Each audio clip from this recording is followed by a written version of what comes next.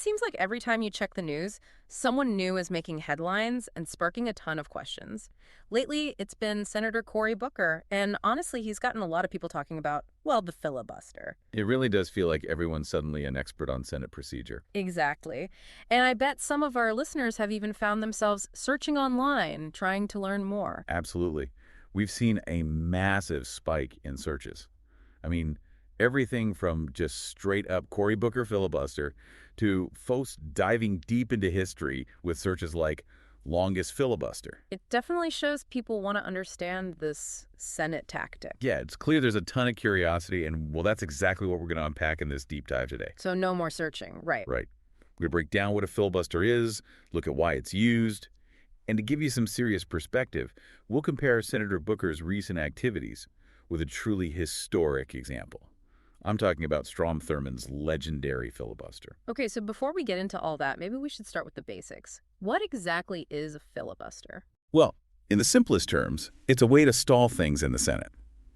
Basically, it's a tactic that lets a senator, or even a whole group of them, drag out debate on a bill. So they just talk and talk and talk. Pretty much. And by doing that, they can block a vote from happening. It basically forces the Senate to hit pause unless 60 senators agree to end the debate, which is called cloture.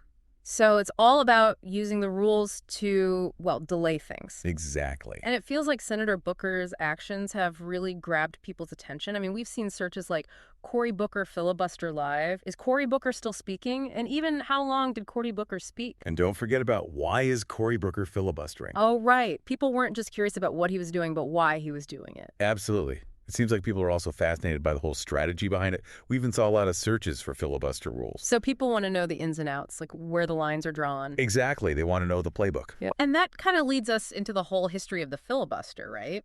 Strom Thurmond is kind of the big name that always comes up. I mean, people are constantly searching for longest filibuster in U.S. history and Strom Thurmond filibuster record. Yeah, his filibuster is basically legendary. He spoke for, get this, over 24 hours straight back in 1957. Wow, that's some serious stamina. No kidding. And you know what's really interesting?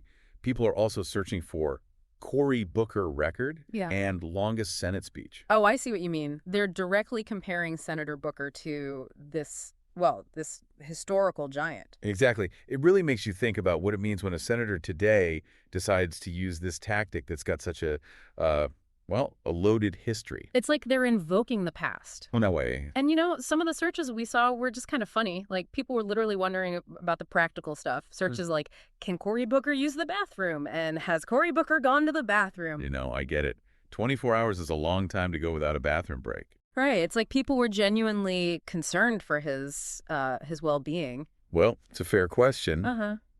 And I'm sure he took a break at some point. Hopefully.